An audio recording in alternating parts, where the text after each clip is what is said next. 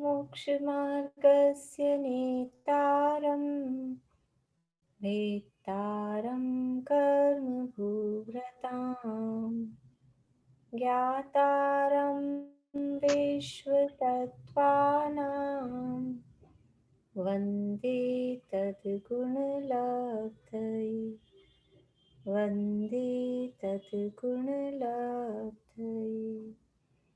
मोक्षमार्ग के नेता एवं कर्म पर्वतों के भेदक और विश्व के सब तत्वों के ज्ञायक चेतन संवेदक सद्गुण आप समान प्राप्त हो यही भावना भाकर देव विनय पूर्वक करूं वंदना बारंबार जिनेश्वर देव बारंबार जिनेश्वर देव।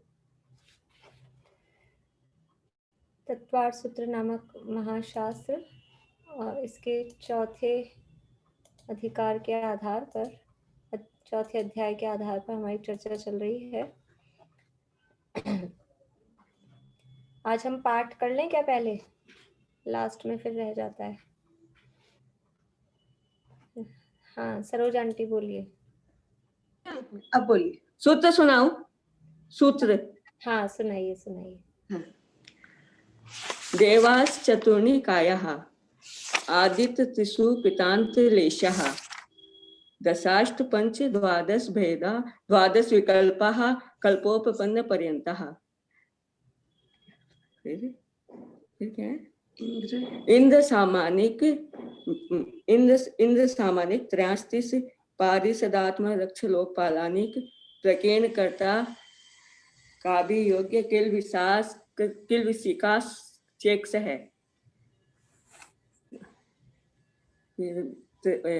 क्या 33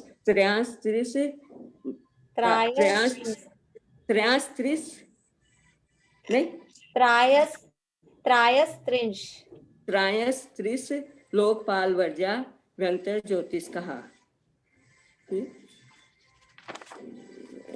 भूल गई। पूर्व योगिन्द्वरः काय परिविचारा आ ऐसा नाते परे अपरिविचारः नहीं शेषा पहले हाँ शेषा स्पर्श रूप शब्द मने परिविचारा परे अपरिविचारा भवन वासिनो सुरनाग विद्युत सुपर नाग्न वात्स्तनितो हृदय दीप कुमारः। फिर व्यंतराः किन्नर किंपुरुष महोरग गंधर्व यक्ष राक्षस भूत पिशाचाः। फिर व्यंतराः क्या चलिए ठीक है। हाँ याद अटक जाती हूँ। हाँ और अभी अशुद्धि भी है शुरू के भी सूत्रों में।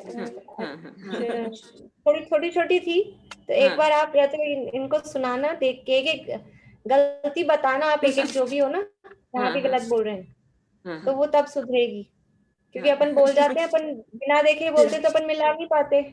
तो आप इनको सुनाना फिर वो अपने बाकी अच्छा है बढ़िया है। फिर 1-2 दिन बाद सुनूंगी आप पक्के कर लीजिए। चलिए हाँ रेणु जी लोहाड़िया बोलिए। देवाश चतुर्निकायः आदित्यस्य त्रिपु पीतान्तलेशः दशाष्ट पंच द्वादश विकल्पः कल्पोपर्यन्तः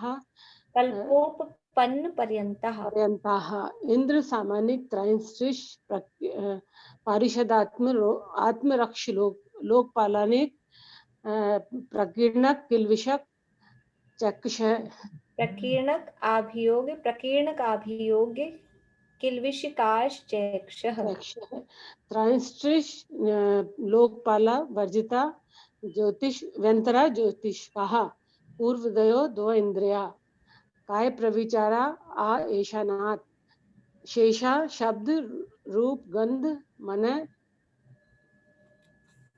प्रविचारा स्पर्श रूप शब्द शब्द मन प्रविचारः परे अपविचारः वैमानिकः असुर सॉरी भवनवासिनो सुर नागेन सुपर्णादिक सुपर्णा अग्नि वात स्तनिको थोड़ा थोड़ा बीच में स्तनिको अभी दधि अभी दीप पता नहीं है आप। कुमारा। देखिए अभी अशुद्धियां भी है, भले ही हमें मतलब ऐसे, लेकिन अशुद्ध नहीं होना चाहिए। आप अगर कोई और हो घर में तो उनको सुनाइए, या फिर मोबाइल में खुद रिकॉर्ड करिए। आप जो बोल रहे हैं 10-15 सूत्र हैं जितने भी याद आपको, रिकॉर्ड कर लीजिए, फिर आप मिलाइए, तो आपको अपनी गलती इसको देख के अपनी गलती पता लग जाएगी।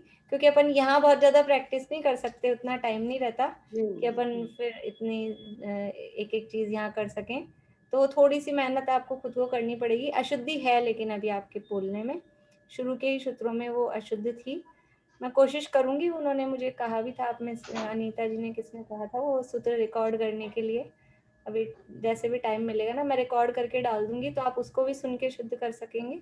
पीछे से खूब तो अच्छे से बोल लेते हैं, लेकिन आपके सामने आते ही थोड़ा सा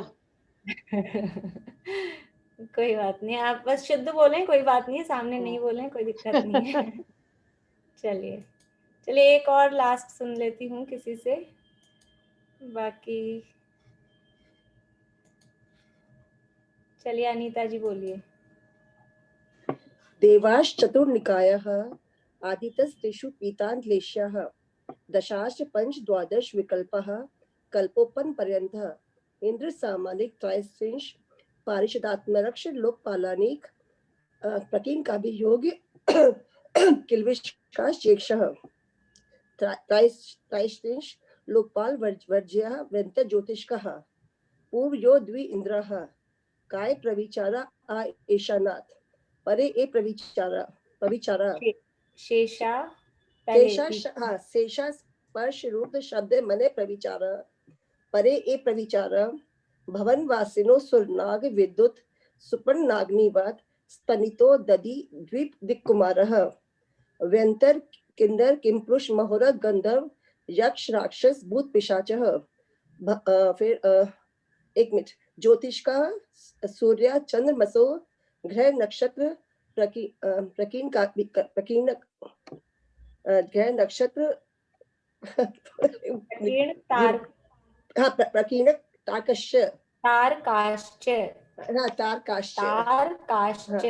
तारकाश्च इतना याद करा मैंने। चलिए बढ़िया है। गलती है एक बार छोटी मोटी सी है, जैसे व्यंतरहा है, व्यंतर नहीं है, व्यंतरहा किन्नर किम पुरुष। अच्छा, ऐसा बाकी है। अच्छा है, ठीक है, बेटर है। चलिए एक सुधा जी आप और बोलिए, बस लास्ट है, फिर बाकी कल सुनूंगी मैं।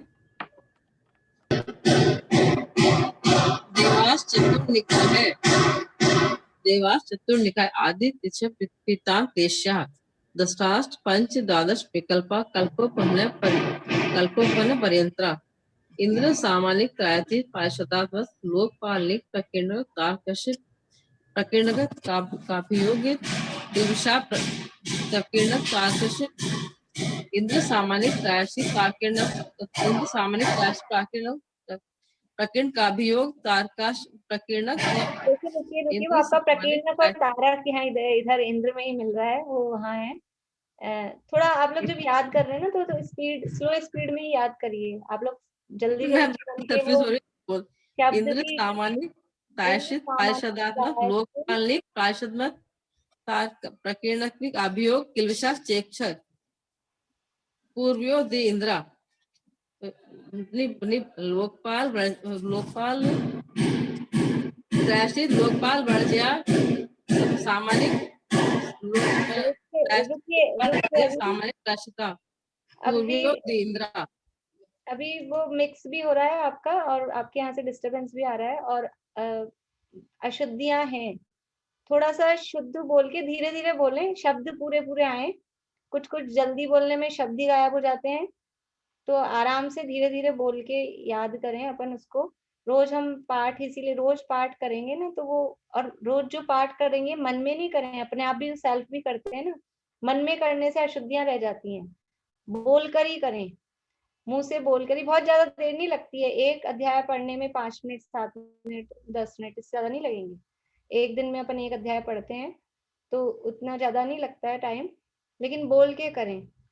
बोलने से वो अपने को अशुद्धि निकलेगी। अब मन में करते हैं तो अपने को लगता है सही बोल रहे हैं, मन में तो पढ़ा जाता है और वो अशुद्धियां रह जाती हैं। एक बात मैं और आप लोगों को यहाँ बता रही हूँ, जो आप लोग हैंड रेज करने वाली, वो कल भी प्रॉब्लम थी। कई लोगों के अभी भी ऐसे होता है, कई लोगों के पंखे दिखते रहते हैं, कईयों की दीवारें दिखती रहती है, मुझे शक्ल ही नहीं दिखती है, आपका हाथ वाथ समझ नहीं आता है मुझे। कभी कभी इतना सा यूं इतनी सी दिख रही है उंगली, अब आप सोचते हैं मैंने हाथ ऊंचा कर रखा है, मुझे दिखता नहीं है। तो ये जो अपने ऑप्शन होते हैं आपके मोबाइल में अपन ने खोल रखा है, इसमें एक मोर वाला ऑप्शन होता है। उस मोर को आप क्लिक करेंगे, अभी करिए कुछ लोग, जो आप लोग कर रहे हैं, तो उसको आप क्लिक करेंगे तो उसमें रेज हैंड ऐसा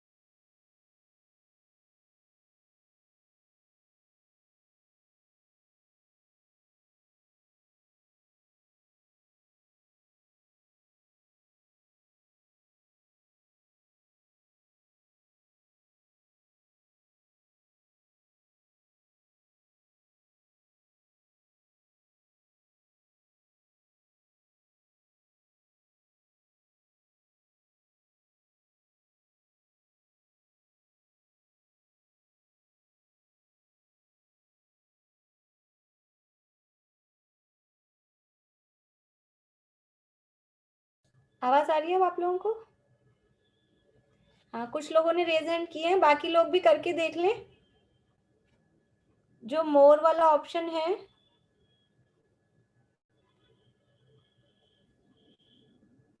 उस मोर वाले ऑप्शन में आप जाएंगे तो रेज हैंड लिखा हुआ आपको मिलेगा, और आपको वापस से अपना हाथ नीचे करना है तो वापस से उसी को दबाएंगे तो हाथ नीचे हो जाएगा।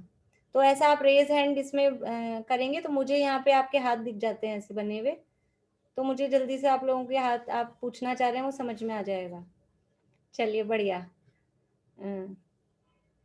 तो ये आप इतना सा और सीख लेंगे, आप लोगों को म्यूट अनम्यूट करना तो आ ही गया है, ये और सीख लेंगे तो सुविधा हो जाएगी। अपनी इस क्लास में क्या ज्यादा लोग होते हैं ना, तो कई बार मैं सबको नहीं देख पाती हूँ।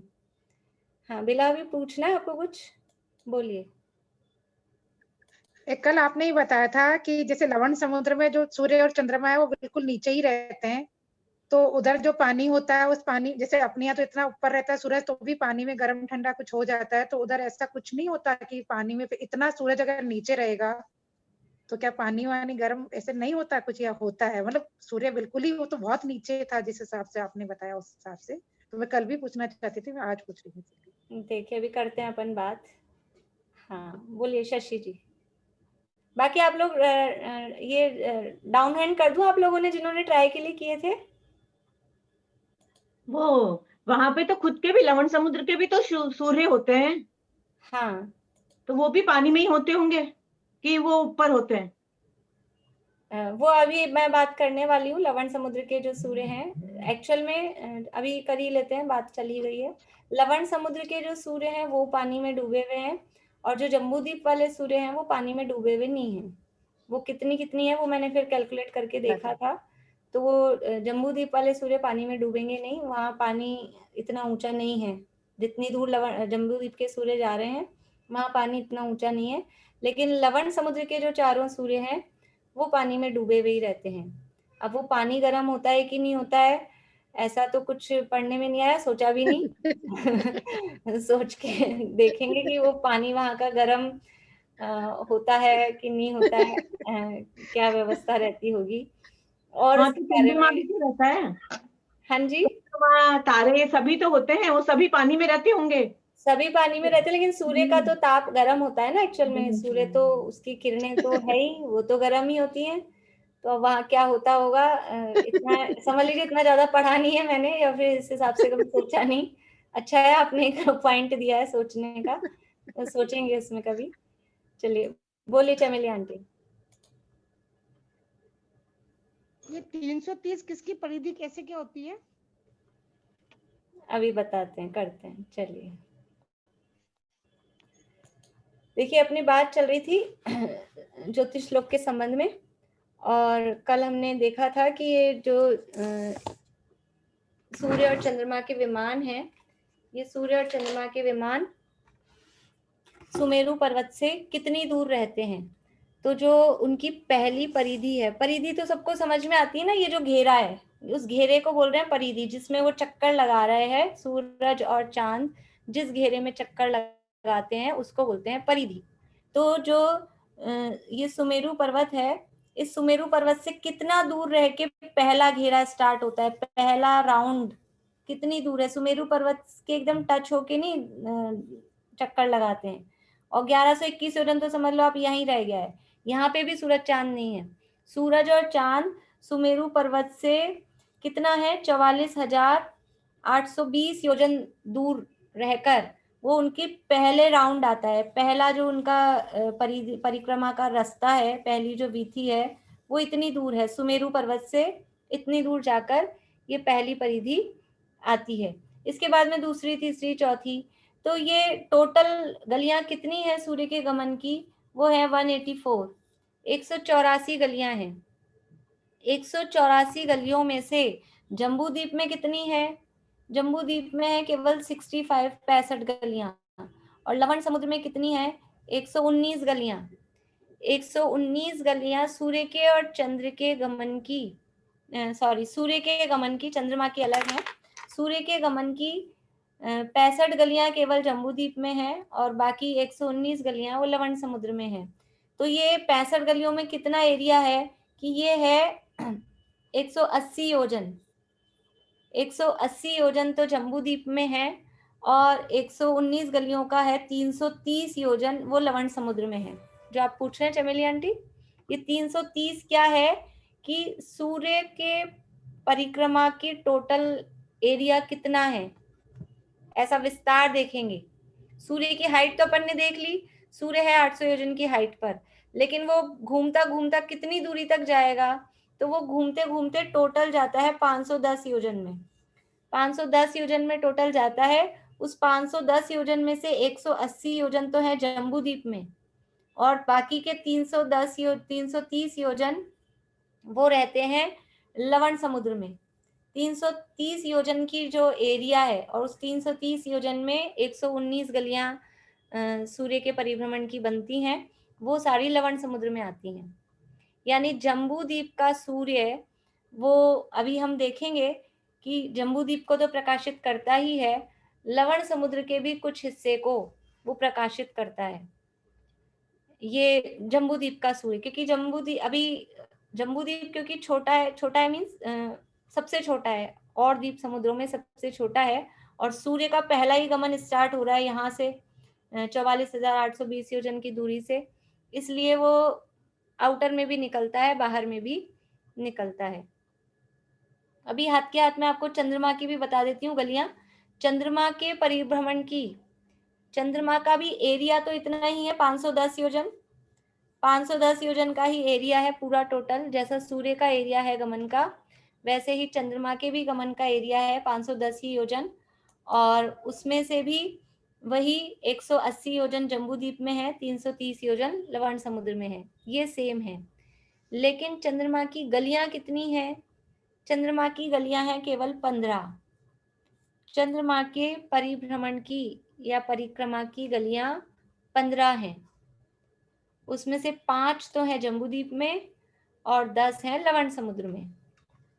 दीदी पहली परिधि 3,15,000 वो क्या हुआ फिर? ये है परिधि, देखो ये तो है, ये जो है ना 44,820, इसको आप ऐसा लिख लीजिएगा लिखने बराबर कि सुमेरु पर्वत से पहली परिधि की दूरी, पहली परिधि की दूरी डिस्टेंस ये है 44,820 योजन। ये तो सुमेरु पर्वत से पहली परिधि बोले या पहली वीथी, परिधि नहीं बोलना चाहिए, पहली वीथी की दूरी, सुमेरु पर्वत से पहली वीथी की दूरी है 44,820 योजन की। और ये जो पहली वीथी है इसकी परिधि कितनी है? परिधि का मतलब है यहाँ से हमने स्टार्ट किया इस पॉइंट से, तो ये घूमा घूमा घूमा घूमा घूमा घूमा, तो ये कितने किलोमीटर घूमेगा यहाँ से यहाँ तक? तो किलोमीटर में तो अपनी बात ही नहीं है, योजन में बात है। तो वो 3,15,000 और 89 योजन, ये पूरा एरिया आएगा। इतना कितना चलेगा? क्या हुआ कुछ? हाँ अंकल क्या कह रहे हैं आप? ये निकाला था पर आया नहीं इतना जितना आपने बताया। कैसे निकाला था आपने? या तो 2πr या πd। पाई डी करेंगे ना, पाई डी करेंगे तो 89,640 गुणा 22/7। 22/7 नहीं है, पाई की वैल्यू है √10। आप कैलकुलेटर में करेंगे 1 मिनट में निकल के आ जाएगा। √10 है पाई की वैल्यू, अपने यहाँ पर √10 है, √10। तो उसका आता है 3.16 ऐसा कुछ करके समथिंग आता है √10 की वैल्यू। ये ज्योति जी ने निकाला था, कल बता भी रहे थे शाम को, तो मैंने भी किया था मोबाइल में, इसमें कैलकुलेटर में हो जाता है फटाफट से।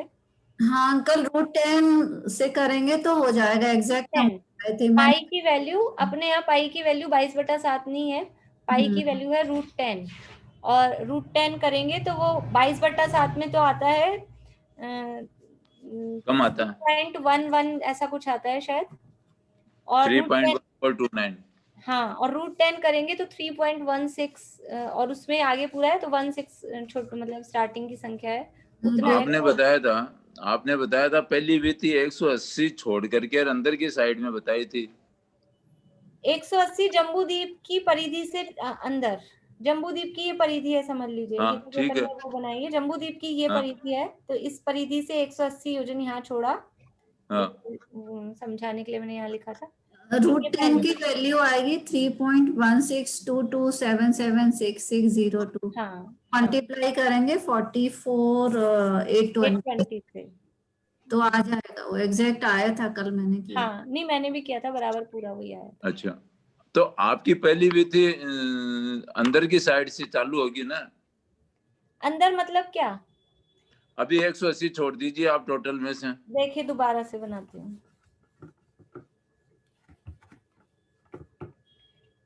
ये जम्बूद्वीप, हाँ ठीक है, ये जम्बूद्वीप है, ये सुमेरु पर्वत है, तो ये जम्बूद्वीप की परिधि है। ये जम्बूद्वीप की परिधि से 180 योजन अंदर चलेंगे, ये 180 योजन अंदर चले तो ये पहली वीथी आ गई। ठीक है। ये अब क्या तो बाकी की वीथियां लवण साइड की तरफ से चलेगी क्या? नहीं, अब दूसरी वीथी यहाँ बनेगी, तीसरी यहाँ, चौथी यहाँ, ऐसे करके 65 तो वीथियां यहाँ बन जाएंगी। ये जम्बूद्वीप 180 में 65 आ गई, 65 आ गई, और अब आगे की बाकी 66वीं ये बनेगी बाहर लवण समुद्र में, वो 310 में आ जाएगी। 310 में वो आएंगी। ओके। तो ये जम्बूद्वीप के 2 सूर्य मिलकर एक पूरी जो वीथी है वो एक दिन में पूरी करते हैं। 2 सूर्य मिलकर एक पूरा राउंड एक दिन में लगाते हैं। तो ऐसे ये सूर्य 183 दिन में पहली वीथी से, समझ लीजिए ये लास्ट की वीथी है, ये वाली वीथी लास्ट की है, तो पहली वीथी से लास्ट की वीथी में 183 दिन में पहुंचते हैं। जब सूर्य अंदर वाली वीथियों में है, पहली वीथी में है तो चाल धीरी, फिर धीरे धीरे चाल बढ़ती जाती है। यानी सूर्य जब दक्षिणायन में है, ये कहलाता है दक्षिणायन। तो जब सूर्य दक्षिणायन में है तब उसकी चाल बढ़ती जाती है धीरे धीरे धीरे धीरे करके, क्योंकि वो वीथियां बड़ी हो रही हैं और उनको टाइम उतना ही है, काम उतना ही करना है, काम ज्यादा करना है, टाइम उतना ही है। काम तो ज्यादा करना है, बढ़ गया, और टाइम उतना ही है, तो स्पीड बढ़ेगी अपने आप ही। स्पीड बढ़ती है तो ये चाल बढ़ती जाती है, और जब सूर्य इधर से वापस आता है रिटर्न, इसको कहते हैं उत्तरायण। तो जब अंतिम वीथी से पहली वीथी की तरफ आ रहा है तो धीरे धीरे हर वीथी में उसकी चाल धीरे होती जाती है, धीमी होती जाती है, और इसके कारण ये दिन का बड़ा होना छोटा होना। जब सूर्य अंदर की वीथियों में होता है तो दिन बड़े होते हैं, रात छोटी होती है, और जब सूर्य बाहर की वीथियों में होता है तो दिन छोटे होते हैं, रात बड़ी होती है। जब सूर्य अंदर की वीथियों में होता है तो गर्मी पड़ती है, और जैसे जैसे सूर्य दूर जाता है और वीथियों का ये जो सर्कल है वो बढ़ता जाता है, वैसे वैसे ठंड बढ़ती जाती है, गर्मी कम होती जाती है। बोलिए। मैंने जो बोला था ना उसको थोड़ा करेक्ट करना था। वो 1,00,000 में से -360 करेंगे तो वो 99,640 आएगा। उसको फिर हम √10 से मल्टीप्लाई करेंगे तो वो पूरी डी फर्स्ट सर्कल लेना है ना अपने को, तो यहाँ से यहाँ के ये जो है डायमेंशन, ये पूरा डी लेंगे, तो वो डी उस हिसाब से वो तो कर लेंगे अंकल कैलकुलेट। हाँ, वो पहले मैंने गलत बोल दिया था। चल,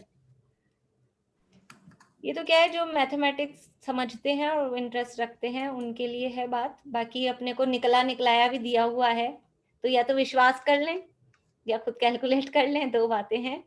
तो खुद कैलकुलेट करते हैं तो विश्वास और पक्का हो जाता है, नहीं तो विश्वास से मान लें जो संख्याएं अपने को निकाल के बताई है। तो कल अपन ने देखा था कि ये कुछ जो लवण समुद्र में, तो जम्बू द्वीप के जो सूर्य है वो लवण समुद्र में डूबे हुए नहीं है।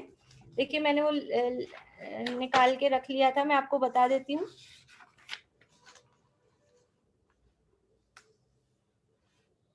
जम्बू द्वीप के सूर्य लवण समुद्र में जल से जो सूर्य है वो तो है 744 लगभग, उसमें पॉइंट्स में और है, वो पॉइंट्स में आपको नहीं बता रही हूँ, वो बड़ी बड़ी संख्याएं हैं। तो 744 योजन ऊंचा है जम्बू द्वीप का जो सूर्य लवण समुद्र में जा रहा है ना, लवण समुद्र में पहुंच रहा है जम्बू द्वीप का सूर्य, ये 310 योजन में। तो वो जल से कितना ऊंचा है? 444 योजन लगभग। लगभग बोलना है, इसमें कुछ प्लस भी है, कुछ आगे पॉइंट्स और हैं, 444 से पॉइंट्स और हैं कुछ ज्यादा, इतना ऊंचा है। और जो चंद्रमा है, देखो सूर्य इतना ऊंचा है, जल जितना है ना, जिस जगह 800 योजन की जगह पे, 800 योजन की ऊंचाई पे यहाँ सूर्य है लवण समुद्र में। पानी कहाँ है? तो उस 800 योजन की ऊंचाई पर उस समय पानी है, वो नीचे है, सूर्य 800 योजन पे है, और इस जैसे ये पानी है ना, ये पानी है, और इस पानी से ऊपर 744 योजन ऊपर यहाँ पर सूर्य है, ऐसा। और इधर कितना दूर है वो सारी दूरियां भी दी है, अपन ज्यादा कैलकुलेशन में नहीं जा रहे। और चंद्रमा कितना ऊंचा है, तो इसमें अपन 80 और प्लस कर देंगे, क्योंकि सूर्य से चंद्रमा 80 योजन और ऊंचा है ना, तो ये आ जाएगा 824 योजन। 824 योजन चंद्रमा, लगभग वही है, कुछ और प्लस भी है इसमें, ये चंद्रमा की है। लवण समुद्र में जल के स्तर से, लवण समुद्र में जो सूर्य है वो जल से 744 योजन लगभग ऊंचा है, और जो चंद्रमा है वो 824 योजन लगभग ऊंचा है। ये जम्बू द्वीप वाला सूर्य और जम्बू द्वीप वाले चंद्रमा की बात है।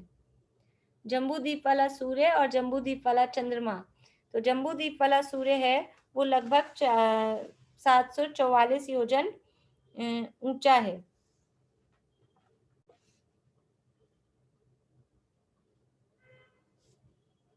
और जो चंद्रमा है जम्बू द्वीप वाला ही, वो लगभग 824 योजन ऊंचा है। और जो लवण समुद्र के ही सूर्य हैं, लवण समुद्र के ही जो सूर्य हैं वो लगभग 55 योजन ऊंचे डूबे हुए हैं पानी में।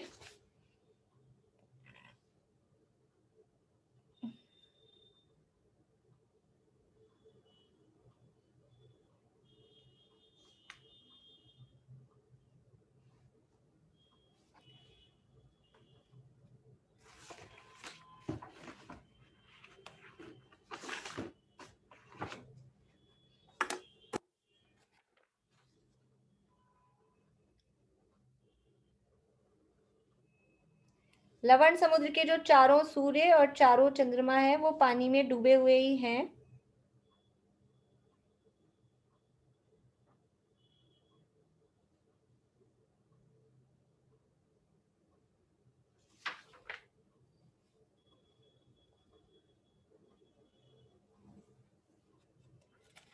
वो कितना डूबे हुए हैं, लगभग 55 में, एग्जैक्ट और आपको कल बता दूंगी।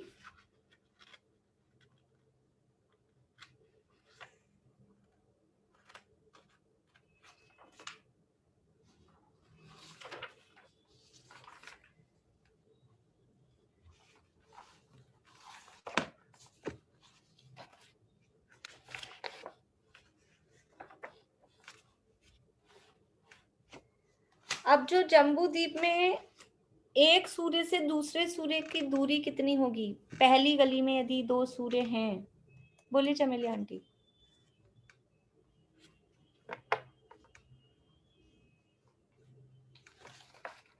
बोलिए, अनम्यूट करिए। 2 योजन दूरी। हाँ जी, 2 योजन दूरी। दोनों 2 वीथियों के योजन दूरी बीच कैसे में होगी? दोनों वीथियों के बीच में से दूरी होगी।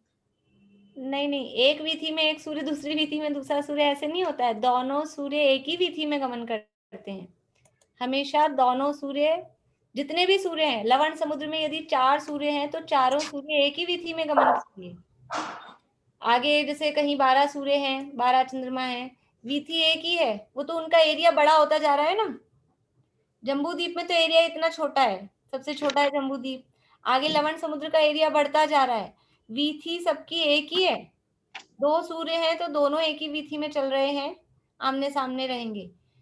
4 सूर्य हैं तो चारों एक ही वीथी में हैं। 12 सूर्य हैं, 32 सूर्य हैं, 72 सूर्य हैं, 42 सूर्य हैं, वो सब एक ही वीथी में, वीथी एक ही है सबकी, एक ही वीथी में गमन करेंगे। तो जम्बू द्वीप के जो 2 सूर्य हैं वो आमने सामने रहते हैं, उनमें कितना डिफरेंस आएगा वो मैं पूछ रही थी। बोलिए मधु जी बाकी बात। उनमें सबसे कम अगर पहली परिधि में है तो 315089 योजन का, 3,15,000। नहीं, ये ऐसे तो परिधि है ना। ऐसे नहीं, ऐसे दूरी, यहाँ से यहाँ तक की दूरी।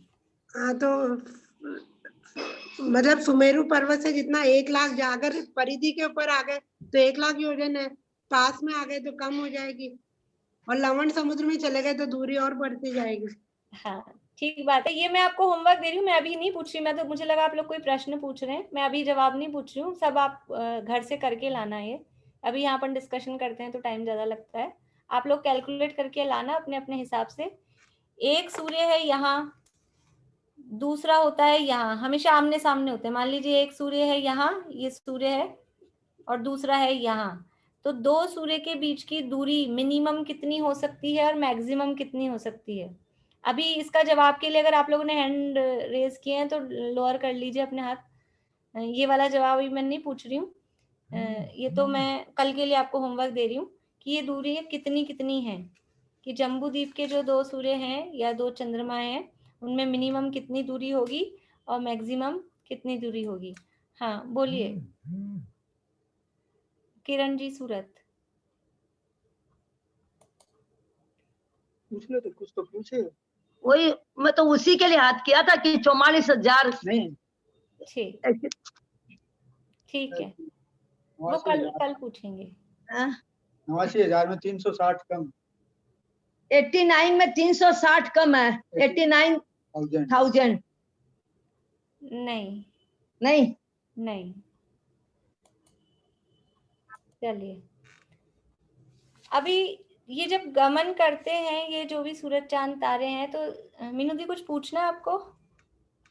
अभी नहीं, अभी मैं जवाब नहीं पूछ रही, आप लोग हाथ मत खड़ा करिए फिर फालतू। चित्रा आंटी आपको कुछ पूछना है? अगर आपको पूछना है तो दोबारा हैंड रेज करिएगा, अभी मैंने डाउन कर दिए सबके हाथ। एक जो सूर्य है, यानी ये जो ज्योतिष देव हैं, सूर्य चंद्रमा ग्रह नक्षत्र तारे, इसमें सबसे ज्यादा स्पीड किसकी है, सबसे तेज स्पीड किसकी है और सबसे कम स्पीड किसकी है, वो चीज अपन देख रहे हैं।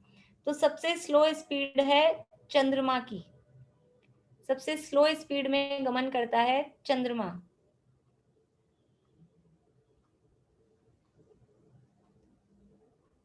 फिर चंद्रमा से स्पीड है ज्यादा सूर्य की।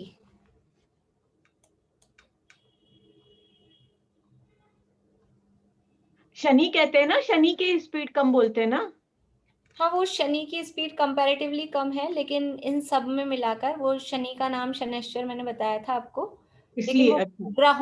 ग्रहों में शनि की स्पीड स्लो है, इसलिए अच्छा, उसका नाम है। बाकी वैसे देखा जाए ओवरऑल तो चंद्रमा की स्पीड सबसे कम है। अभी भी आप लोग कोशिश करिएगा जो ऐसा हाथ खड़ा कर रहे हैं वो अपने उसमें रेज हैंड कर सकें, तो आप लोग कोशिश करेंगे तो आ जाएगा एक दो बार में, तो फिर प्रैक्टिस हो जाएगी आप लोगों की। तो सबसे स्लो धीरे चलता है चंद्रमा, फिर उससे शीघ्र गमन करता है सूर्य, सूर्य से शीघ्र करता है ग्रह, सूर्य से थोड़ा तेज चलते हैं ग्रह,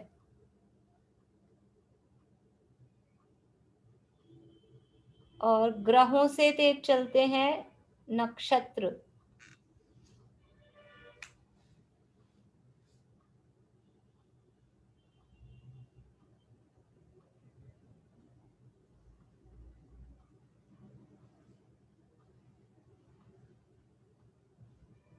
और नक्षत्रों से भी शीघ्र यानी तेज चलते हैं वो हैं तारे, यानी सबसे तेज जो गमन करते हैं वो हैं तारे। तो क्या हुआ, सबसे कम चंद्रमा स्पीड में चंद्रमा, उससे ज्यादा स्पीड है सूर्य की, उससे ज्यादा ग्रहों की, उससे ज्यादा नक्षत्रों की, और उससे भी ज्यादा तारों की। ऐसे ये इनकी स्पीड है।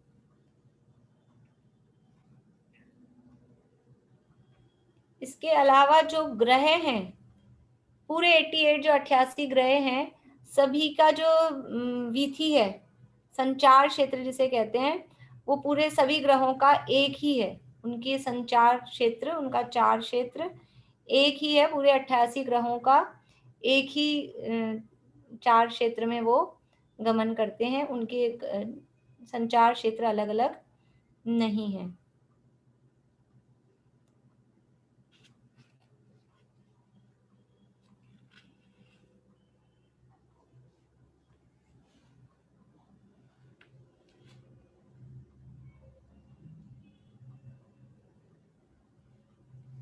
अभी हमने प्रथम वीथी में सुमेरु की दूरी, सुमेरु से सूर्य की दूरी देखी पहली वीथी में। अभी लास्ट वीथी में वो सुमेरु से कितना दूर होगा निकाल सकते हैं?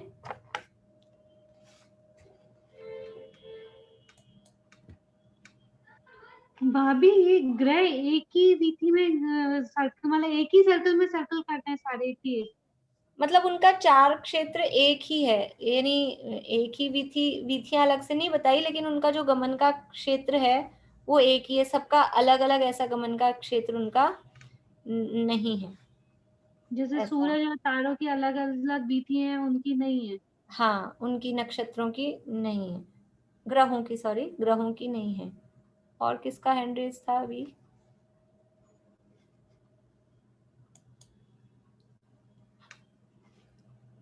शशि जी बोलिए। तारे तो सूर्य का रथ खींचते हैं ना, तो तारों की गति और सूर्य की गति अलग अलग है। नहीं, तारे कहाँ रथ खींचते हैं? अच्छा, तारे कहाँ खींचते हैं? तारे नहीं खींचते, वो तो अभियोग जाति के जो देव हैं वो उसी में वही खींचते हैं। बोलिए दीपिका जी। सूर्य की जब वीथी एक वीथी से दूसरी वीथी में चेंज करते हैं तो दोनों सूर्य अपोजिट साइड से वीथी चेंज करेंगे, वो कैसे होता होगा और कहाँ से करते होंगे? वो अपोजिट साइड से ही करेंगे, क्योंकि दोनों अपोजिट ही रहते हैं, दोनों आमने सामने ही रहते हैं। तो वो इधर से करेगा तो ये इधर से करेगा, एक ही जगह से तो दोनों वीथी चेंज करेंगे नहीं, क्योंकि दोनों हर वक्त वो एक ही जगह से अपनी वीथी बदलेंगे इस हिसाब से, तो क्योंकि वो दोनों अपोजिट साइड में, तो दोनों एक ही साइड से दोनों अपनी वीथी बदलेंगे हमेशा। हाँ, एक ही डायरेक्शन, मतलब दिशा जिसे अपन गए हैं पूर्व से या पश्चिम से, वो एक ही से बदलेंगे। वो पता नहीं कौन सी वाली किस तरफ होता है, वो जहाँ चेंज वो करते हैं जो वो सूर्य पता जिस नहीं। तरफ है वो अपन सूर्य में ऐसे निशान तो लगा नहीं सकते, आज जो सूर्य है उसमें झंडा लगा दें कि ये पहचान लें अपन नहीं, उसको। वो मतलब नहीं है, मेरा मतलब है कि वो विदेश क्षेत्र से या एरावत मतलब अपन ने भारत क्षेत्र की साइड से किस तरफ से अपनी विधि बदलते हैं, वो पूछ रही थी। हाँ, ऐसा पढ़ने में नहीं आया, हो सकता है दिया हो शास्त्रों में, डिटेल तो बहुत दी है, लेकिन वो कहाँ से पूरे पूरे ऐसा वर्णन है। एक एक जो विदेह क्षेत्र की 32 नगरियां है ना, एक एक नगरी का नाम लेके कि इस नगरी के ऊपर जब सूर्य है तो कितनी दूरी है, वहां से कितना है, वो सारा डिटेल दी हुई है। अब वो गली कब बदलते हैं, कौन से देश से बदलते हैं, ऐसा मेरे को ख्याल में नहीं है, अगर दिया है या नहीं दिया है। हो सकता है वो पर्टिकुलर हो उसका भी फिक्स कि कहाँ से वो गली बदलेंगे, पर वो आगे आगे जाते जाएंगे ना, तो कुछ जब इधर लवण समुद्र में पहुंच जाएंगे तो वो तो आगे जम्बू द्वीप में है जब तक ही चलेगा, उसके बाद में लवण समुद्र के हिसाब से बन जाएगी। बोलिए रश्मि जी। आपने पूछा ना आखिरी विधि, हाँ वो तो अभी मैं हाँ चलिए बोलिए, आप वो बोलिए। 3,18,314 योजन। नहीं, चलिए मीनू दी आप भी यही बता रहे हैं, पूछना है कुछ आपको? हाँ बोलिए। मैं ये पूछ रही थी कि चंद्रमा और सूर्य तो वो सेम विधियों में चलने वाले हैं दोनों ही, और दोनों ही एक ही दिन में पूरा करेंगे, तो फिर इनकी गति अलग अलग होगी? नहीं, चंद्रमा और सूर्य की गलियां उतनी है लेकिन गलियां सेम नहीं है। चंद्रमा की गलियां 15 ही हैं, वो एरिया उतना ही है। देखो एरिया है वो संचार क्षेत्र है, तो चंद्रमा अच्छा, का वो 15 ही है। एरिया वो 510 योजन का है, एरिया उतना ही है, लेकिन सूर्य की गलियां हैं 184 और चंद्रमा की गलियां हैं 15 ही। अच्छा अच्छा, गलियां अलग ठीक है, अलग हैं, गलियां अलग है। अलग अलग हैं। और हाँ हाँ, आ जाएगा। सूर्य के गमन से दिन रात का भेद पड़ रहा है, ऋतुओं का परिवर्तन हो रहा है, और चंद्रमा के गमन से ये जो कृष्ण पक्ष शुक्ल पक्ष ये जो तिथियां वगैरह जो बन रही हैं उसमें चंद्रमा भी काम करता है, और ये नक्षत्र वगैरह हैं अलग अलग, ये महीने जो चलते हैं अपने महीनों के नाम नक्षत्रों के नाम पे हैं। उत्तरा फाल्गुनी नक्षत्र और भाद्रपद, ये सब नक्षत्रों के ऐसे ऐसे ही नाम हैं जो अपने महीनों के नाम है ना, हिंदी महीनों के, तो उसके आधार पे ये सारी बातें होती हैं। बोलिए। भाभी, सूर्य उतना एरिया साल भर में कवर कर रहा है, चंद्रमा उतना एरिया 15 दिन में कवर कर रहा है, तो चंद्रमा की स्पीड तो तेज हुई ना? तेज कहाँ हुई? क्यों, वो तो उतना एरिया 15 दिन में कवर कर रहा है और सूर्य कर रहा है साल भर में। नहीं तो सूर्य की गलियां ज्यादा है ना, चंद्रमा की गलियां ही कम है, आप गली देखो ना। पर सर्कल तो बड़ा हो जाएगा ना फिर। सर्कल बड़ा होगा लेकिन चंद्रमा का तो हिसाब ही अलग है, एक्चुअल में सूर्य से तो ये सारा सिस्टम चलता है। चंद्रमा का तो वो जो गमन हो रहा है, चंद्रमा के गमन से अलग चीज काम कर रही है, और सूर्य के गमन का अलग डायरेक्शन है। तो वो चंद्रमा जो गमन कर रहा है वो 15 दिन में ये यानी 15 गलियों में गमन कर रहा है, और टाइम उतना ही लगाता है, वो दिन उतने ही हैं। और देखेंगे कल इसको और इस विशेष रूप से। बोलिए सूरज से अंकल। ये सूरज सुमेरु पर्वत से लास्ट विथी में कितनी दूरी होता है, यही पूछा था ना? हाँ जी, 50,330 योजन दूर होगा सुमेरु पर्वत के सेंटर से। हाँ तो सेंटर से होगा। 5,000 इसमें कम कर दो आधा उसका, तो 45,330 योजन दूर होगा। बढ़िया बढ़िया। बोलिए ज्योति जी, आप कुछ और बोल रहे हैं? हाँ यही आंसर मेरा आया है। चलिए बढ़िया। वो जो आपने लास्ट विधि की बताई थी उसको √10 से डिवाइड करके फिर 2 से और डिवाइड कर दिया तो हो गया। हाँ नहीं, सीधा सीधा भी अपन निकाल सकते हैं, वो सब भी नहीं करें तो सीधा भी निकल जाएगा। बाकी वो तरीका वैसा ही दिया है जो आपने किया है ना, शास्त्र में वही तरीका दिया है। देखिए अभी जो अपन ने प्रश्न देखा था कि ये जम्बूद्वीप की ये सूर्य की पहली विधि है समझ लीजिए, और ये लास्ट विधि है, और ये सुमेरु पर्वत है। तो ये सुमेरु पर्वत से पहली विधि से सूर्य की पहली विधि में जो है ये कितनी दूर था, ये अपन ने देखा था 44,820 योजन की दूरी पर है। आप लोगों को समझ में आ रहा है कि नहीं आ रहा है? बाकी लोग जो चुप रहते हैं, जो ना कुछ पूछते हैं ना कुछ, उन लोगों को समझ में आ तो रहा है ना? इधर कौन कौन है सब? मेरे ख्याल से मधुलिका जी, आशा छाबड़ा आंटी, शीला भाभी, समझ में आ रहा है? कुसुम जी अजमेरा, बीना वोरा भाभी, समझ में आ रहा है आप लोगों को? गर्दन हिलाएंगे थोड़ी सी तो समझ में आएगा मुझे कि आपको आ रहा है। समझ में आ रहा है तो ऐसे हाथ ऊंचा कर दीजिए, आ रहा है। चलिए देखिए, ये सूर्य, ये सुदर्शन मेरु से ये पहली वीथी में सूर्य कितना दूर है? 44,820 योजन दूर है। और अभी अंतिम वीथी है, तो पहली वीथी है और अंतिम वीथी है, इनके बीच में डिफरेंस कितना है? पहली वीथी और अंतिम वीथी के बीच में कितना डिफरेंस है? तो 510 योजन का डिफरेंस है। टोटल दूरी 510 की है। इसमें 510 अगर अपन प्लस कर देंगे तो कितना आ जाएगा? सीधा सिंपल मैं आपको तरीका बता रही हूँ। तो ये 45,330 योजन अंतिम विधि की दूरी आ जाएगी। बाकी वो तो तरीका वैसा है ही कि वो जितनी ये सरकमफ्रेंस है और उसकी फिर वो √10 से करो, फिर उसको 2 से डिवाइड करो, वो सारी तो है ही। लेकिन सीधा सीधा सा अपन सिंपल देखिए, ये अपन ने कल निकाला ही था कि पहली विधि में कितनी दूर है।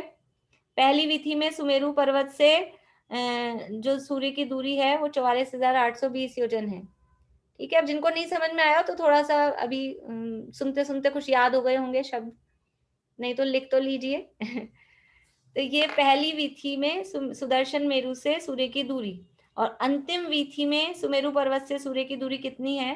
तो इस 44,820 में 510 योजन प्लस करेंगे, क्योंकि यहाँ से यहाँ तक की दूरी है वो 510 योजन की है।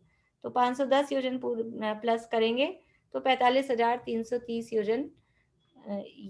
इस जगह अगर सूर्य है तो इस जगह से लेके ये सुमेरु पर्वत यहाँ से यहाँ तक कितना दूर हो गया? टोटल 45,330 योजन ये इनकी दूरी निकल के आई है।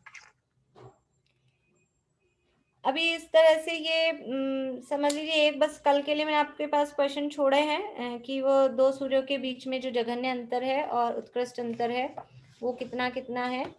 ये जम्बूद्वीप के सूर्य और चंद्र के बारे में अपन इतना ही, और है बातें बहुत है लेकिन अभी अपन इतना ही देखेंगे। इसके बाद थोड़ा आगे चलेंगे अपन, फिर ढाई द्वीप के बाहर चलेंगे। बोलिए चमेली आंटी, ढाई द्वीप के बाहर सूर्य और चंद्र की क्या स्थिति है? परिधि तो 330 ही निकाली थी ना, 510 तो कुल मिला के उसमें 110 इधर भी निकल। परिधि 330 नहीं है, आप परिधि का अर्थ नहीं समझ रहे। आपका शुरू वाला प्रश्न भी ऐसा ही था शायद, इसी चक्कर में। परिधि कहते हैं ये पूरा गोला, ये जो गोला बना है ना, ये गोला कितनी, इस गोले की टोटल दूरी कितनी है उसको बोलते हैं परिधि। अच्छा, परिधि किसे कहते हैं? ये व्यास हो गया। हाँ, ये हो गया व्यास। ये यहाँ से यहाँ तक को अपन इसको व्यास क्या बोलेंगे? अभी समझ लीजिए इतनी दूरी के लिए व्यास है, नहीं तो ये रेडियस है, वैसे त्रिज्या है। हाँ। ये त्रिज्या है, अदरवाइज व्यास तो पूरा फुल यहाँ से यहाँ तक होता है, ये रेडियस है, त्रिज्या है। और परिधि होती है ये पूरा जो गोला है, ये गोला कितना, यानी गोले की अपन समझ लीजिए इस पे डोरी लगाएं, जैसे अपन साड़ी पे बॉर्डर लगाते हैं, कोई लेस लगाते हैं, तो साड़ी कितने मीटर की है उस हिसाब से लेस उतने मीटर लगती है ना पूरी चारों तरफ जितनी भी लगाते हैं, तो वो है परिधि जो बॉर्डर है। ये बॉर्डर पे अपन को लेस लगानी है तो कितनी लेस लगेगी? तो वो 3 लाख वो जो आई है ना, वो तो ये है। और ये है यहाँ से यहाँ तक की दूरी, कि वो साड़ी की चौड़ाई कितनी है, कि आप लंबे हैं तो आपको बांधने में टंग आ रही है कि नहीं आ रही, छोटी तो नहीं पड़ रही। तो ये है उसकी दूरी यहाँ से यहाँ तक की, और ये है परिधि की गोलाई। बोलिए रेणु जी लोहाड़िया, इनकी बात चित्रा आंटी। ये चंद्रमा की 15 गलियों में से कितनी लवण समुद्र में और कितनी अंदर है? 5 जम्बूद्वीप में है, 10 लवण समुद्र में है। 5 जम्बूद्वीप में और 10 लवण समुद्र ये में। 3,15,089 क्या चीज है फिर?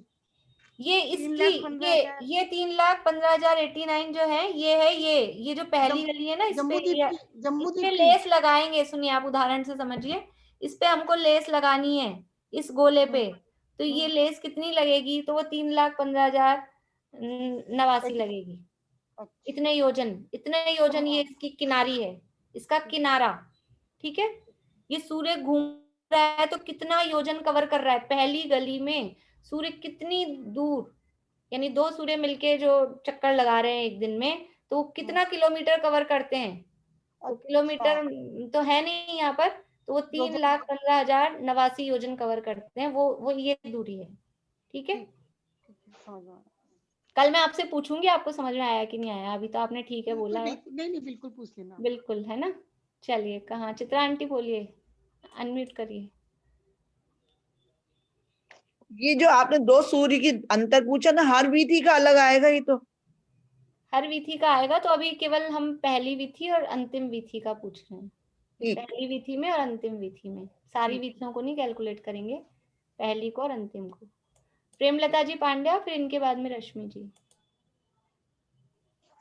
ये आपने 44,820 में 510 ऐड करे, तो 510 समझ में नहीं आया, कैसे आया?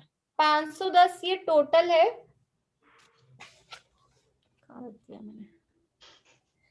ये जो सूर्य का जो संचार क्षेत्र है, सूर्य का संचार क्षेत्र वो टोटल 510 योजन में है। उसमें से 180 योजन तो है जम्बूद्वीप में और 330 योजन है लवण समुद्र में। तो 180 और 330 मिलके 510 हो जाते हैं। यानी सूर्य टोटल कितनी एरिया में घूम रहा है, उसकी जो 184 गलियां वो 510 योजन में है। तो पहली विधि स्टार्टिंग वाली हो गई, उससे लास्ट विधि वो 510 हो जाएगा ना दोनों मिलके। ठीक है, इसलिए वो 510 प्लस कर लिया। लवण समुद्र का नहीं ऐड करा। बोलिए रश्मि जी। अब मेरे को ये समझ में आ गया कि जो इसकी चौड़ाई आपने बताई वो पहले तक तो 44,820 है ना, और जो बाद की बताई वो 45,330 है। बाद की मतलब वो टोटल यहाँ से यहाँ तक टोटल, बाद की इतनी सी नहीं। अच्छा यहाँ अच्छा, से यहाँ तक की टोटल। अच्छा, टोटल आ गई। हाँ ठीक है, और जो उसकी परिधि है वो है 315,89 योजन, वो पहली विधि की अंदर परिधि वाली। है। हाँ वो हाँ अंदर हाँ, वाली की। और बाहर वाली 318, 314 है। हाँ, अब समझ में आ गया। ठीक, चलिए भाई, और किसी को कोई प्रश्न है? आशा आंटी, आशा आंटी रेज हैंड करना सीख लीजिए, अभी आपने शायद किया था। हाँ, अनम्यूट करिए। मतलब इसी हिसाब से दोनों हो गया क्या अनम्यूट? हाँ हाँ हो गया। दोनों सूर्य की जो दूरी है, मतलब इधर वाले हिस्से की और जो दूसरा सूर्य उधर आ रहा है, उनके दोनों के बीच की दूरी, तो इन दोनों को जोड़ देंगे 45,330 को 2 बार। हाँ, है ना। हाँ भाई हाँ। इधर वाले सूर्य को और इधर वाले सूर्य की अगर दोनों की दूरी देखनी है तो 45,330 प्लस 45,330। लेकिन कुछ और भी जोड़ना पड़ेगा। अभी आप करके देखिएगा, कुछ और भी जोड़ना पड़ेगा। कुछ दूरी देखनी है ना अभी हमको, तो वो बीच में कुछ और भी है। दोनों सूर्यों की दूरी जोड़नी है, दूरी देखनी है, तो इसमें 45,330 प्लस 45,330, इसमें और भी कुछ जोड़ना है। हाँ, क्योंकि इसमें से कुछ घटा रखा है हमने। अच्छा, वो 10,000 वो इसमें जोड़ना है। सुमेरु पर्वत वाला 10,000 हिस्सा, है ना। हाँ, चलिए परिधि जी बोलिए। भाभी आपने एक वो टेबल करवाई थी ना जिसमें सारा वो था, वो कितना कोस दूर है, उसका व्यास कितना है, वो कंप्लीट हो गई क्या?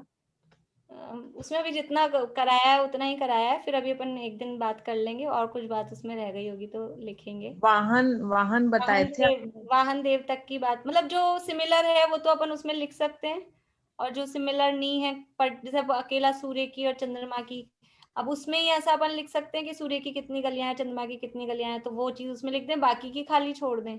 ये अपन कर सकते हैं उस टेबल में ही, क्योंकि बाकी सबकी अपने को अलग अलग नक्षत्रों की, ग्रहों की कितनी गलियां हैं, कितना संचार क्षेत्र है, वो सारा वर्णन अपने को नहीं लिखना है। तो या तो उसी में लिख सकते हैं या अलग से लिख सकते हैं। जैसे राहु केतु का एक अलग से अपन ने देखा है, उस टेबल में अपन ने उसमें नहीं बनाया है।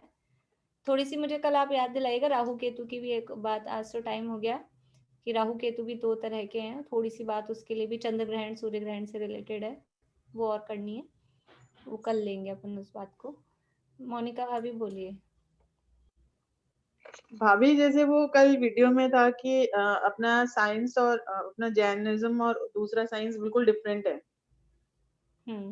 मतलब अब अपन मतलब किसी के सामने ऐसे कुछ बोल नहीं सकते, क्योंकि वो इस पे बिलीव नहीं करते या उन्हें नॉलेज नहीं है। और अब अपन को वो याद अपन बचपन से करते आ रहे हैं, अब अपन बच्चों को वो बताते हैं तो बच्चों को भी बिल्कुल बिलीव नहीं होता ये सब कि ऐसा कुछ है। तो ये तो अपन सुन लें उनकी बात, भाई वो जो बोल रहे हैं वो सुन लें, और अपना जो अपने अंदर जो अपन को पता है वो रखें, क्योंकि अगर अपन सामने कुछ बोलेंगे तो मतलब लोग बिलीव नहीं करेंगे और इस टाइप का हो जाता है। मतलब ये बहुत कंफ्यूजन वाला चीज होती है, मतलब ना। तो इसके लिए क्या है, अगर जैसे अभी अपन किसी ऊंची पोस्ट पे हैं, ऊंची अपने मतलब अपने पास पावर है, तब तो अपन बोल सकते हैं। और अपन घर में भी ऐसा हो कि अपनी चलती हो तो अपन थोड़ा हक से या इससे कह सकते हैं। लेकिन घर में सारे दूसरे तरह के लोग हैं और अपनी ज्यादा चलती नहीं है, और अपन चलाने जाओ तो विवाद के अलावा कुछ नहीं हो, तो विवाद नहीं करना है अपने को। तब तो जो आप कह रहे हैं भी अपनी अपन ने सीख लिया, अपन अपनी अपने पास रखें। लेकिन जहां ऐसा अपने को लगता है कि समझ सकते हैं, इनको बताना चाहिए, ये भी गलत समझ रहे हैं लेकिन इनको अपन सच्ची बात भी बताएं तो थोड़ा ये समझ जाएं, तो वहाँ कहनी भी चाहिए अपनी बात। ऐसा नहीं है कि हर जगह अपन चुप रहें, लेकिन माहौल देख के किस तरह का क्या माहौल है, कहाँ अपने को ये थोड़ा सा निर्णय अपन खुद ही जज कर सकते हैं कि कहाँ अपन बोलें कहाँ नहीं बोलें। और अगर बच्चे अपने अभी छोटे हैं तो वो स्कूल की पढ़ाई तो पढ़ रहे हैं, उसके साथ साथ में अपन ये भी उनको साथ साथ में बताते जाएं कि ये तो जो साइंस बताती है वो तो है ही, लेकिन अपने हिसाब से ऐसा भी है, तो उनके दिमाग में तो रहे एक बात। अगर जैसे कुछ बच्चे ऐसे होते हैं, कुछ घर जैसे बहुत ज्यादा धार्मिक माहौल वाले घर के बच्चे हैं, वो बचपन से 2-3 साल के बच्चे ये पढ़ना सीखने लग जाते हैं, सुनने लग जाते हैं कि पृथ्वी स्थिर है, चांद घूमता है, तो वो स्कूल में जाके मैम को बोलते हैं आप उल्टा पढ़ा रहे हो। तो वो तो पहले जो बात आ जाती है वो उनके दिमाग में समझ में आ जाती है। लेकिन फिर भी अपन माहौल देख के बच्चों को या घर वालों को, बड़े भी हैं जो भी हैं, अपन सही बात भी बताएं। पर अगर ऐसा लगता है कि अपने बोलने से, अपने बताने से झगड़े वाली स्थिति उत्पन्न हो रही है, विसंवाद उत्पन्न हो रहा है, तो फिर चुप रहे। अपने को तो मालूम है अपना श्रद्धान, अपना विश्वास अपने साथ में है, अपन दूसरे के श्रद्धान को बदल नहीं सकते। लेकिन जब कभी भी अपने को मौका लगे तो अपने को कहना भी चाहिए, अपने निमित्त से कहीं किसी का श्रद्धांजलि सही हो जाए तो वो प्रयास भी अपने को करना चाहिए। ऐसा राग अपने को रहता ही है, तो माहौल देख के, परिस्थिति देख के अपने को करना चाहिए। बाकी अब वो माहौल ही ये ज्यादा चल रहा है ना कि सब वही पढ़ रहे सुन रहे हैं, तो उसी पे विश्वास ज्यादा होता है, ये बात तो है ही है। बोलिए शशि जी। उन्होंने एक बात ये भी बताई थी जिससे ना श्रद्धान ज्यादा पक्का हो जाता है तीर्थंकरों का या अपने केवली भगवानों के। उन्होंने ये बताई थी कि वो इसरो में गए थे, तो इसरो में उन्होंने बोला कि नील आर्मस्ट्रांग गया था चांद पे, तो बोले किसने देखा, बोले वो तो आप बोलो ही मत। नहीं, वो बात ये तो मतलब उसकी सच्चाई को उन्होंने दबा दी। ये तो अभी इसमें ऐसा है ना, रशिया वाले मानते ही नहीं है, ये तो गए, ये अमेरिका के थे नील आर्मस्ट्रांग और रशिया इस बात को मानता ही नहीं है। तो ये इन लोगों में ही वो कंट्रोवर्सी है। और ये अपन तो क्या इस फील्ड में ज्यादा रहते नहीं ना, इस तरह के अपन पढ़ते भी नहीं, ज्यादा नॉलेज भी नहीं रखते, वरना इस तरह की रिसर्च अलग अलग बहुत सारे जितने भी धर्म दर्शन है वो सब यही मानते हैं कि पृथ्वी फ्लैट है, ये गोल तो केवल साइंस ही बताता है। आप लोग जैन सिद्धांत कोश वगैरह पीडीएफ में आप देख सकते हैं, किसी के पास हार्ड कॉपी हो उसमें देख सकते हैं, तो वहाँ लोक शब्द ढूंढेंगे तो बौद्ध मत के हिसाब से लोक और सांख्य मत के हिसाब से लोक, अलग अलग धर्म दर्शनों के हिसाब से लोक का वर्णन है, और सब में ऐसे असंख्यात द्वीप ऐसे गोले गोले दिखाएंगे, उनके चित्र बने हैं वहां पे। तो वो सब मानते हैं ऐसे बहुत सारे द्वीप समुद्र हैं इस तरह की, पर पृथ्वी को फ्लैट ही मानते हैं। धार्मिक जो भी हैं दार्शनिक लोग वो पृथ्वी को फ्लैट ही मानते हैं। ये साइंस के ने जो भी जिस हिसाब से भी कहा है, तो वो यद्यपि एकदम हवा में हो हर चीज झूठ हो ऐसा हम नहीं कहते, लेकिन वो जितना जान सकते हैं, जितना वो रिसर्च कर पाते हैं उतना ही करके बताते हैं। पर ज्योति जी उन्होंने एक बहुत अच्छा उदाहरण दिया था प्लेन का, कि प्लेन ऊपर ले आके खड़ा कर दो, पृथ्वी यदि घूमती है तो प्लेन अपने आप नीचे आएगा। सही बात है। तो वो सबसे बढ़िया लगा वो। हाँ, इसीलिए अगर कुछ ऐसे अपन नहीं समझा पा रहे हैं तो आप ये वाला जो प्रवचन है वो फॉरवर्ड कर दें, जो भी कुछ आप लोगों से ऐसे तर्क करते हैं तो कुछ किसी को समझ में आएगा तो ठीक है। बाकी जिसको अपनी बात पे अड़े रहना है या नहीं मानना है तो वो नहीं भी मानते हैं। तो इसलिए ये तो जैसा चल रहा है दुनिया में उस हिसाब से। बोलिए शशि जी। चलिए पूरा करेंगे, लास्ट है ये। उन्होंने एक ये बात भी बताई थी कि यदि पृथ्वी गोल है तो वो ऐसे ही क्यों घूमता है, प्लेन नॉर्थ से साउथ भी ऐसे भी जाना चाहिए। हाँ, तो वो भी प्रूव होती है कि हाँ, वो बात भी उन्होंने बताई थी। सही बात है। और एक वो अपना एक भजन है ना, आत्मा अनंत गुणों का धनी, उसमें तो बहुत बोला है कि बुद्धू बन के चुप रह जाना। और हम बचपन से हमारी मम्मी से, टोडरमल जी की बातों से, इनसे यही सुनते आ रहे हैं कि धर्म में ज्यादा वाद विवाद नहीं करना चाहिए। हाँ, तो जहाँ वाद विवाद की परिस्थिति बनती हो, झगड़े वाली स्थिति बनती हो, क्योंकि हम झगड़ा करने नहीं बैठे हैं, वाद विवाद करने नहीं बैठे हैं। अपने को क्या होता है, थोड़ा सा अपन सीखते हैं तो ऐसा लगता है हमको आ गया, तो अपन दूसरों के सामने अपना ज्ञान दिखाने के लिए और अड़ जाते हैं। तो ऐसी स्थिति अपने को नहीं करनी है। हमें जो नॉलेज है, क्योंकि हम इतने बड़े, यानी इतनी भी ज्यादा नॉलेज नहीं कि हम हर चीज को फिर अच्छे से प्रूव कर पाए, तो उनके सामने अपने को चुप होना पड़ता है। तो अपन अपनी बात कहें, उनको समझ में आए, उनको अच्छा लगे तो, या उनके कुछ तर्क हो तो फिर या तो बड़े विद्वानों से उनका समाधान कराएं, और नहीं तो फिर बस कोशिश करते रहें किसी को भी धर्म में लगाने के लिए, उसकी रुचि बदलने के लिए कोशिश जरूर करते रहें, लेकिन माहौल देख के, मूड देखकर, झगड़े वाली स्थिति में नहीं पड़ना चाहिए। इसलिए विसंवाद किसी से भी करना ठीक नहीं है। तो ये सारे प्रकरण पढ़ के अपनी तो श्रद्धा दृढ़ हो ही हो, हमें तो इस जिनवाणी पे और वितराग सर्वज्ञ परमात्मा की बात पे हमें विश्वास हो, ऐसी भावना हमें इससे आनी ही चाहिए। अभी यहीं पूरा करते हैं, बाकी और अभी चर्चाएं और है इसमें ज्योतिष श्लोक के वर्णन में, वो अपन अभी और करेंगे, 1-2 दिन और चलेगी अपनी ये बात, फिर आगे बढ़ेंगे। अभी जिनवाणी स्तुति बोलते हैं।